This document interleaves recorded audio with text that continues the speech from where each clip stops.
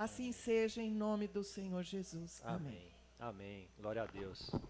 Boa noite, igreja, graça e paz. Amém. Tá todo mundo feliz aí? Muito bom a gente poder estar aqui, né? Nós passamos aí um período aí de isolamento, mas graças a Deus estamos aqui para poder dar testemunho, né? Da misericórdia de Deus, da graça de Deus, do cuidado que Ele tem, né? Sobre as nossas vidas. E é muito bom poder estar presente aqui, tá congregando com os irmãos, né? Poder estar junto aí. Glória a Deus por isso. Amém? Então, em continuação à oração da pastora Rose, né, que seja o Espírito Santo aqui ministrando e não eu, que seja, né, da boca do Senhor, e que a palavra que seja semeada aqui, ela possa vir a crescer nas nossas vidas, possa dar fruto, amém? Para que as pessoas que estão à nossa volta possam colher desses frutos, amém? Glória a Deus.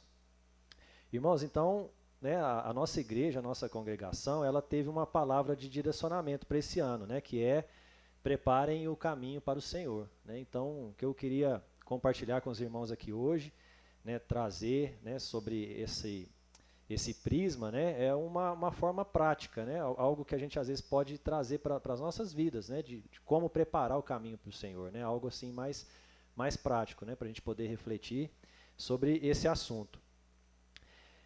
E esse direcionamento ele está lá em Mateus 3:3, né? E ele fala o seguinte, falando sobre João Batista, né? Este é aquele que foi anunciado pelo profeta Isaías, voz do que clama no deserto, preparem o caminho para o Senhor, façam veredas retas para ele. Então, que essa noite a gente possa, né, olhar para a obra de Deus, né? Como Deus, nosso Pai, ele preparou o caminho, né? Como foi, e a gente chegar até João Batista, né, que foi aquele homem que teve essa missão, né, que foi muito clara a missão que ele tinha de preparar o caminho para o Senhor. E a gente vê lá que no Evangelho de João, no capítulo 6, se a gente puder abrir, no Evangelho de João, no capítulo 6, os versículos 28 e 29. Uma boa noite também para quem está acompanhando de casa, sejam bem-vindos.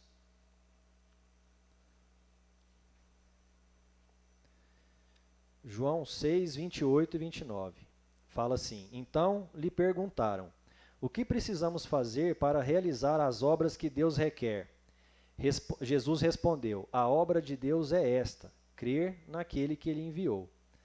Então esses versículos aqui, ele vem um pouquinho depois da multiplicação, a primeira multiplicação dos pães, né?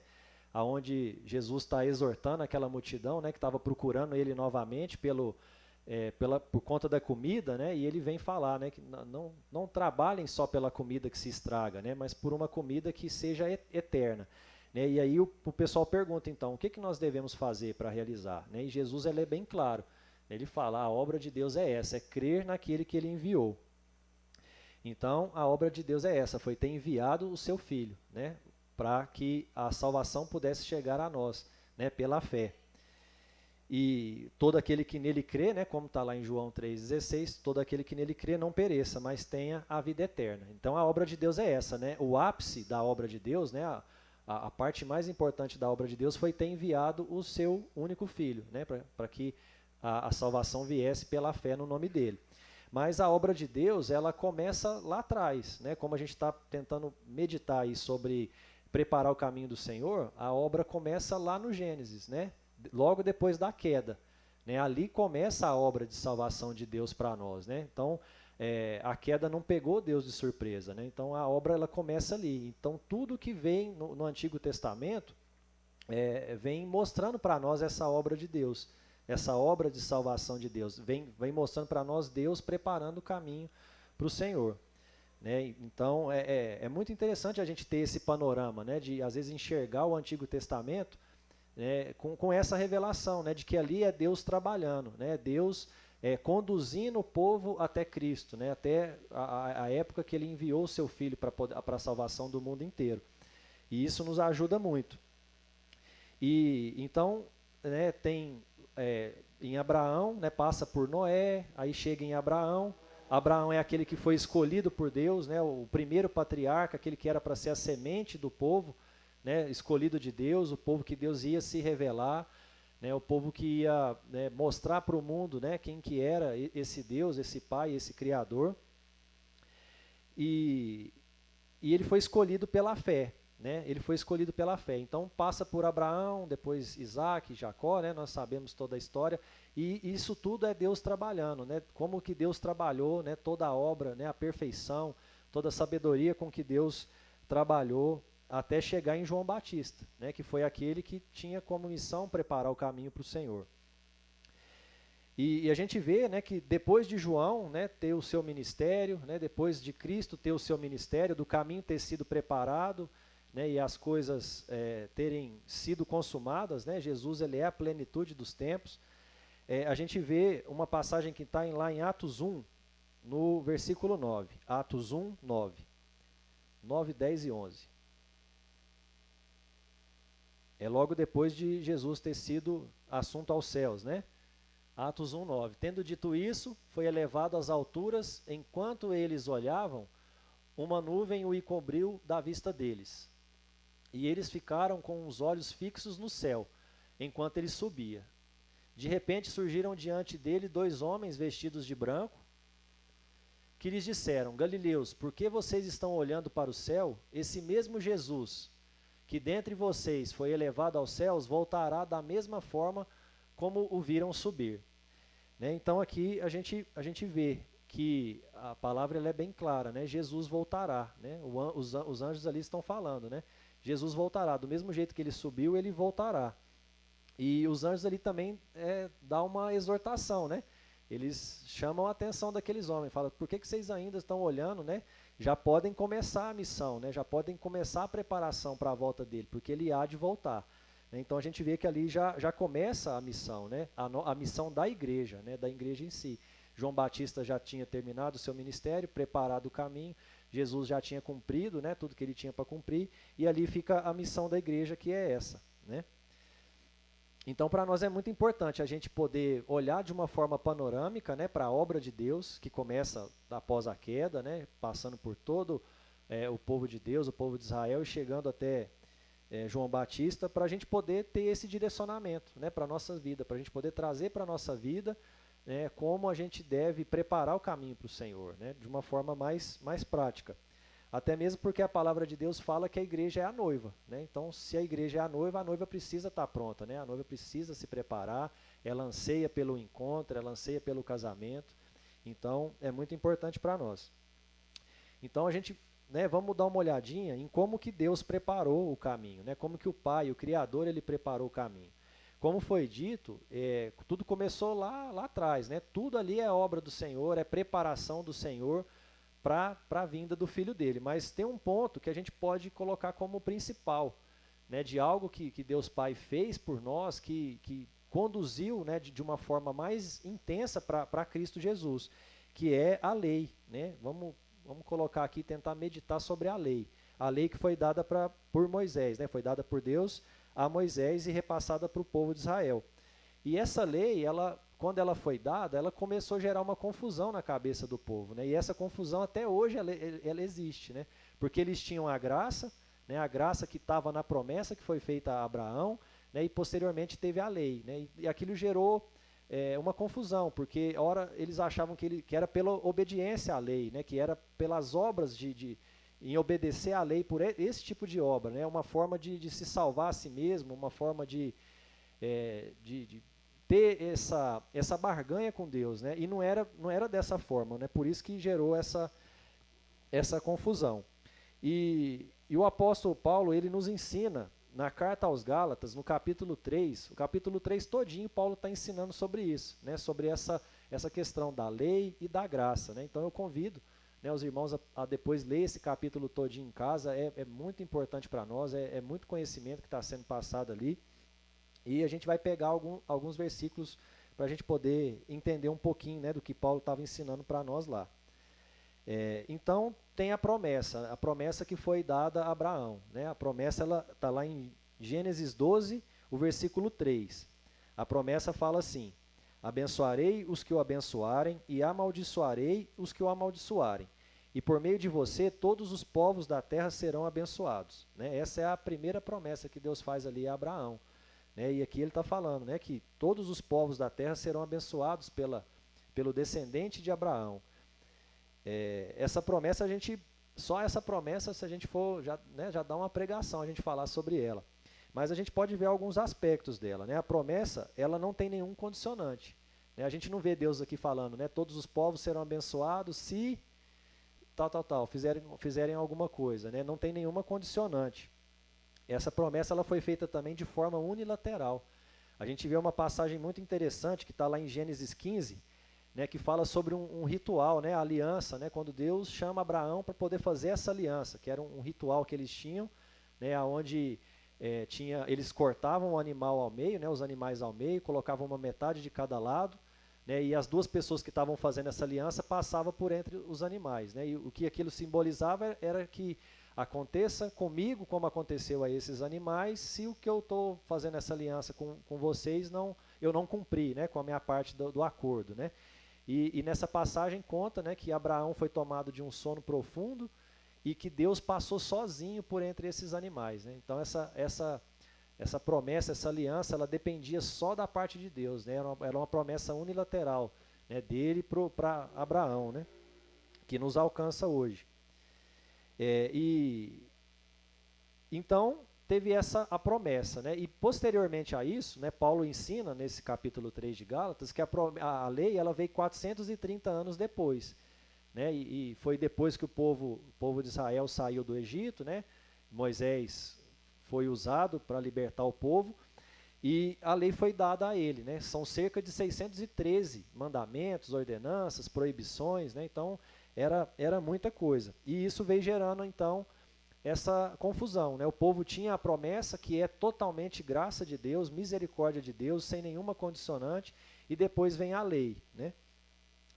E o povo então começou a entender a lei, a obediência, as obras ali como uma forma de salvação, né? Mas a lei não era uma forma de salvação, né? Paulo fala que Deus ele é um, ele não estava em contradição com ele mesmo, não estava em incoerência com ele mesmo, de forma que a lei viesse a competir com a graça que estava na promessa. E a gente vê que realmente isso não deu certo, né? Porque a partir da lei, a gente vê, né, que o povo de Israel ficou todo confuso, a gente vê a questão dos fariseus, né, que eram pessoas ali que tinham aquela soberba, que achavam que conhecia mais que as pessoas, tinha todo um preconceito, né, impunha fardo às pessoas, né, baseado nessa falsa obediência, né, nesse fingimento, né, um fingimento ali de que obedecia a tudo, que cumpria a tudo. Então a gente vê que não era esse o propósito da lei, essa questão da salvação, né. A salvação ela era pela promessa e pela fé, né, a salvação era pela fé, a fé que Abraão teve, né, ele foi escolhido por isso. Então Paulo ensina para nós aonde que entra a lei, né, aonde que entra a lei nessa questão de preparar o caminho para o Senhor. Né, vamos ver lá em Gálatas 3, o versículo 17, do 17 ao 25. Gálatas 3, 17 ao 25. Quero dizer isso, a lei que veio 430 anos depois não anula a aliança previamente estabelecida por Deus, de modo que venha a invalidar a promessa. Então aqui ele está falando, né, que a lei que veio depois ela não invalida a promessa, ela não concorre com a promessa, né, como uma forma de salvação. Pois se a herança depende da lei, já não depende da promessa. Então se fosse pela obediência da lei, não precisava ter tido a promessa, né? Porém, Deus porém, concedeu-a gratuitamente a Abraão, mediante a promessa.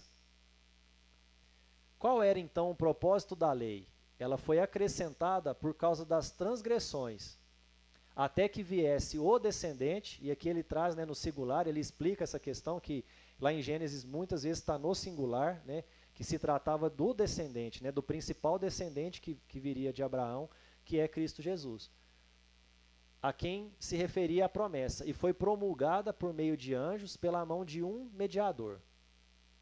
Contudo, o mediador representa mais de um, Deus, porém, é um. É onde ele fala, né, que não tem essa oposição, né, da lei com a graça, né, com a misericórdia de Deus. Então a lei opõe-se às promessas de Deus de maneira nenhuma, pois se tivesse sido dada uma lei que pudesse conceder vida, certamente a justiça viria da lei, Mas não foi isso que aconteceu, né? A lei ela não pôde dar vida. Mas a Escritura encerrou tudo debaixo do pecado, a fim de que a promessa, que é pela fé em Jesus Cristo, fosse dada aos que creem. Antes que viesse essa fé, estávamos todos sob a custódia da lei, e nela encerrados, né, nela presos, até que a fé que haveria de vir fosse revelada. Assim, a lei foi o nosso tutor até Cristo, para que fôssemos justificados pela fé. Agora, porém, tendo chegado à fé, já não estamos mais sob o controle do tutor.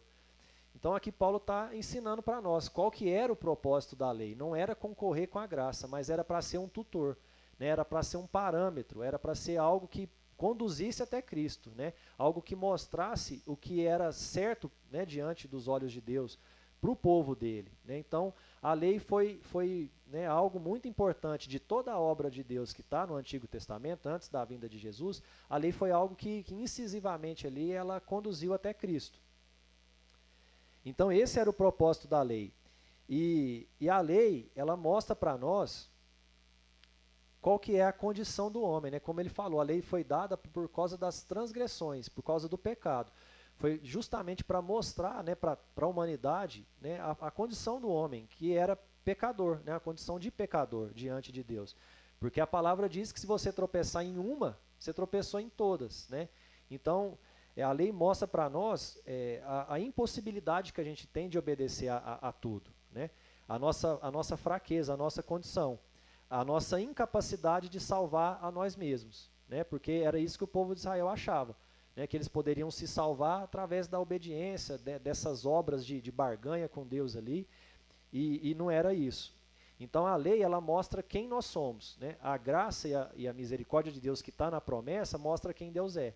Né, Deus de misericórdia, de amor, né, e a lei mostra quem nós somos. E justamente pela lei, a gente consegue entender que nós precisávamos de um Salvador. Precisávamos de alguém que viesse para poder nos resgatar, nos redimir daquela condição que a lei mostra para nós. Né? E isso então né, a obra de Deus, né, um panorama assim, da obra de Deus que está ali no Antigo Testamento, tendo a lei como algo que conduziu até Cristo. E a gente também vê fora das Escrituras, né? Naquela página em branco que está ali entre o Antigo Testamento e o Novo Testamento, a gente também vê Deus agindo, né? Para quem gosta de história, né, a gente sabe que depois do Império Medo-Persa, que foi, né, um império que tomou toda aquela região, né, do povo de Israel, o império que veio depois foi o Império Grego, né, com Alexandre o Grande, tá nos livros de história. E a cultura do Alexandre, da cultura grega, era a questão da língua. Né, de tomar os povos ali, eles não escravizavam, eles mantinham, eles até queriam ter uma boa imagem com aqueles povos ali, mas queriam que a língua grega fosse falada, né, como é o inglês para nós hoje. Né? Então, a gente vê Deus trabalhando, né, na história ali, né, onde teve essa facilidade de comunicação, né, para o Evangelho de Jesus poder ter essa facilidade ali de comunicação, de expansão. E o império que veio depois foi o Império Romano, né, e a cultura do Império Romano era a questão das estradas, né, de poder chegar, de poder se locomover, a pavimentação, estruturação das estradas, a segurança, né, a patrulhamento ali nas estradas para que o povo pudesse se deslocar, os comerciantes e tudo mais. Mais uma vez a gente também vê, né, Deus trabalhando ali na história da humanidade para que o Evangelho depois, né, depois do ministério de Jesus, o Evangelho pudesse, né, sair dali daquela região, poder alcançar outras regiões. E aí a gente chega então em João Batista, né? A gente poder olhar um pouquinho o ministério de João Batista, de como ele preparou o caminho para o Senhor. E o ministério de João foi muito importante, né? Tanto que a gente vê nos 4 evangelhos, a gente vê narração sobre João Batista. E eu queria pegar o evangelho de Lucas. O ministério de João foi parte muito importante, né, da obra de Deus. Lucas 3, versículo 7. Lucas 3, versículo 7. É um discurso de João, né? Relatado aí um discurso de João, um discurso bem forte que ele teve, né? Como está escrito no livro das palavras de Isaías, o profeta: voz do que clama no deserto, preparem o caminho para o Senhor, façam veredas... Não, desculpa, não é esse não. Lucas 3,7. João dizia às multidões que saíam para serem batizadas por ele: raça de víboras, quem deu a vocês a ideia de fugir da ira que se aproxima? Deem frutos que mostrem o arrependimento, e não comecem a dizer a si mesmos: Abraão é nosso pai. Pois eu digo que dessas pedras Deus pode fazer surgir filhos a Abraão. O machado já está posto à raiz das árvores, e toda árvore que não der bom fruto será cortada e lançada ao fogo. O que devemos fazer então? Perguntavam as multidões. João respondia: quem tem 2 túnicas, dê uma a quem não tem nenhuma, e quem tem comida, faça o mesmo. Alguns publicanos também vieram para serem batizados. Eles perguntaram: mestre, o que devemos fazer?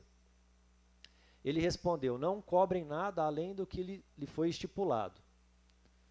Então alguns dos soldados lhe perguntaram: e nós, o que devemos fazer? Ele respondeu: não pratiquem extorsão, nem acusem ninguém falsamente, contentem-se com o seu salário. Então esse era, né, um dos discursos de João Batista, né, e nós sabemos que ele preparava o caminho para o Senhor, né?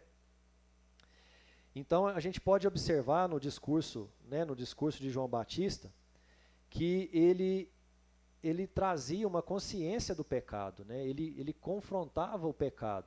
Né? E qual a ferramenta que ele usava? Era a lei. Né? Então, mais uma vez, a gente vê a lei como essa ferramenta. Né?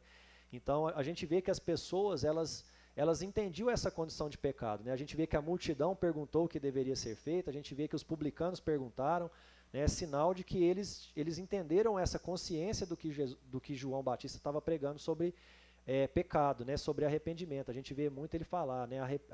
Arrependam-se.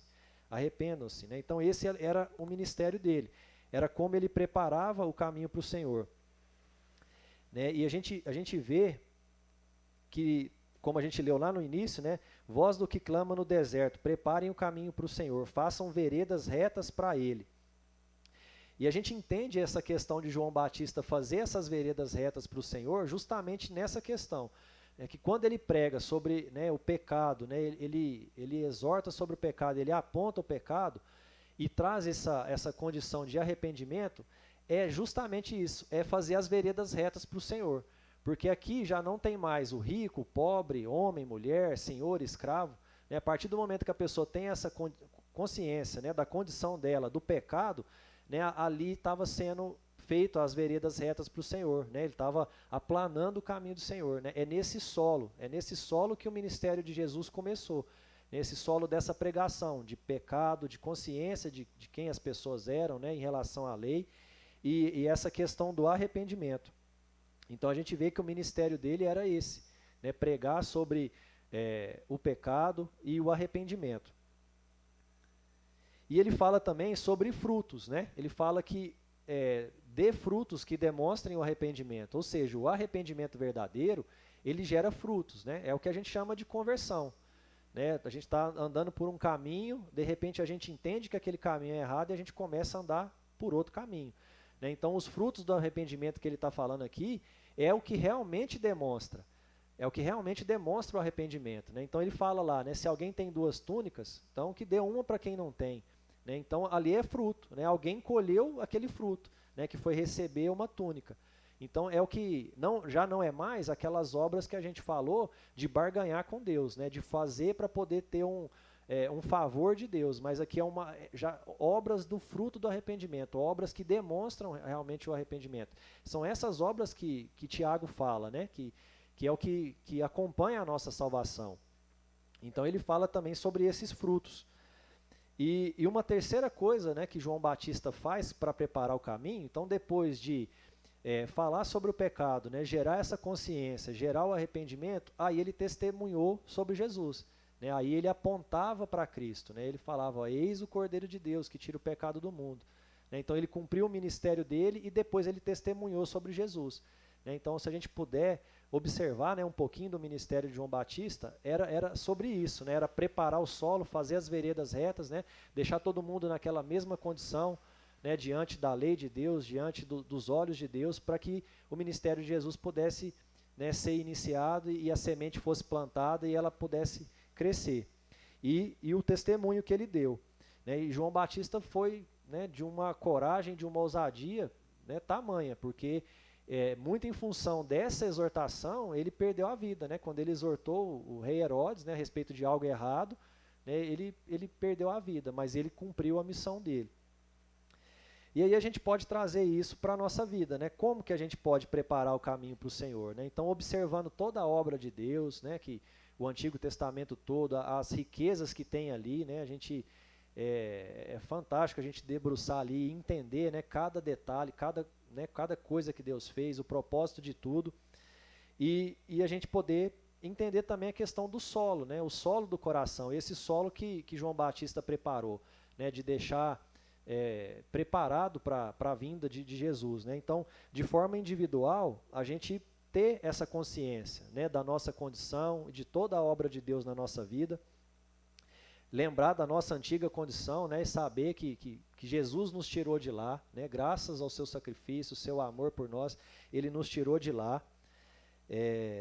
E aí sim, né, a gente poder começar a dar esses frutos de arrependimento, né, ter essa ideia em mente, né, de que o nosso arrependimento ele dá frutos, né, ele gera frutos. A gente começar a observar isso na nossa vida, né, e a gente vai ver que realmente é assim, né, realmente a gente dá fruto, né, o arrependimento ele gera fruto. E a partir do momento que a gente faz isso, né, nos nossos corações, a gente como igreja, né, como de forma missional ali, como missão, né, como filho de Deus e sabendo que o Pai trabalha, né, Jesus falou isso, meu Pai trabalha e eu trabalho também, né, meu Pai trabalha até hoje e eu trabalho também. Então a gente também ter essa missão de ajudar nessa formação, né, nessa formação da consciência do pecado, do arrependimento, que é o solo propício, né, para o Evangelho de Jesus. E eu quero trazer aqui algo que nem sempre essa formação da consciência do pecado, nem sempre é usando palavras, né? Nem sempre a gente precisa apontar para a vida né, do irmão e falar, tá errado, assim, assim, assim. Nem sempre vai ser com palavras, né, mas com a nossa própria atitude, né, com os nossos próprios frutos, né, às vezes a gente vai gerar essa consciência, né, como a gente conversou ali, a gente estudou na sexta-feira sobre Esdras, né, a forma como Esdras conduziu, né, a volta, né, onde ele não pediu que soldados, né, para o rei para poder acompanhar, porque ele falou, né, que ele falou tanto de Deus para o rei, né, do poder de Deus, de quem era Deus, do cuidado de Deus, da misericórdia, que ele ficou sem graça, né, de pedir para Deus que pudesse dar segurança para ele voltar. Mas pelo contrário, ele foi orar, ele orou e clamou. Né, então ele viveu de acordo com aquilo que ele acreditava. Né? Se ele acreditava que Deus era aquele Deus que ele falava, então ele não pediu segurança, né, ele não pediu segurança para o rei. Então é sobre isso, né, sobre a gente viver e de forma coerente com o que a gente acredita, né, crescer em amor, crescer na palavra de Deus e que esses frutos possam gerar, às vezes, essa consciência de pecado, né, na vida de quem está à nossa volta. Nem sempre a gente vai precisar usar palavras, né? E, né, depois disso a gente testemunhar, né? Sempre testemunhar sobre Jesus, né? Como João testemunhou, né? Esse é o Cordeiro de Deus, esse é aquele que eu conheço, esse é o noivo. Né? É por ele que a gente vive, né? É nele que nós acreditamos, foi ele que nos salvou e nos redimiu. E a obra é do Pai, né? A obra é do Pai, desde o início a obra é do Pai, né? Foi ele que fez tudo por nós, né? A obra da salvação. Mas, né, nós temos essa missão de trabalhar com o Pai, né? A obra é dele, né, foi Jesus que morreu por nós, que deu a vida por nós, a obra é dele, mas a nossa missão é apresentá-lo, né, a nossa missão é trabalhar com o Pai, né, como o Pai tem trabalhado até hoje. Por que a gente deve então preparar o caminho? Porque, né, nós lemos hoje, nós cantamos hoje que Jesus voltará, né, Maranata, né, então ele voltará, por isso é preciso preparar o caminho para ele, né? Começou lá com os anjos, né, falando, o que vocês ainda estão olhando para o céu, né? Vamos começar. E a noiva que é a igreja, ela precisa estar pronta, né? Jesus fez tudo por amor, ele se entregou, né? Nós sabemos da sua obra, né? Pela graça de Deus, nós temos o Cristo revelado nas nossas vidas, né? Glória a Deus por isso, e nós precisamos também, né, revelar esse Cristo, né? A gente vê que João, ele, né, naquele testemunho que ele dá, naquela pregação dele, ele fala sobre a ira de Deus, né? Ele ainda fala sobre a ira de Deus, né? Quem deu a ideia de fugir da ira de Deus? Então, né, a ira de Deus, o pecado ainda há de ser punido, né? O pecado ainda há de ser colocado no seu devido lugar, mas a janela da salvação ainda está aberta, né? A janela da salvação ainda está aberta, Deus ainda está fazendo, né? Então a gente tem a cruz de Cristo, é o ápice, né? Mas Deus ainda está trabalhando, né? Começa lá no jardim, né? Com a criação, Deus habitando no meio, e a gente sabe que termina, né, em Apocalipse uma cidade com Deus também habitando, né? Com o seu povo, com os seus filhos, né? Então, a gente tem que trabalhar com o Pai, né? Então, que essa palavra, né, possa nos encorajar, né, possa nos reacender a esperança, né, de que Deus tem trabalhado, Deus trabalhou, Deus continua trabalhando, né, tudo foi consumado, né, Cristo cumpriu tudo que tinha que cumprir, e foi tudo, né, uma obra de grande misericórdia, de grande amor da parte do Pai, da parte de Jesus, e a gente poder também, né, nos espelhar em João Batista, né, que teve coragem, teve ousadia, né, de poder cumprir esse ministério. Amém, igreja? Então é o que eu queria compartilhar, que essa palavra possa vir a dar frutos na nossa vida e a gente ser encorajado aí por ela. Amém? Chamar o pastor Michel para poder dar a bênção.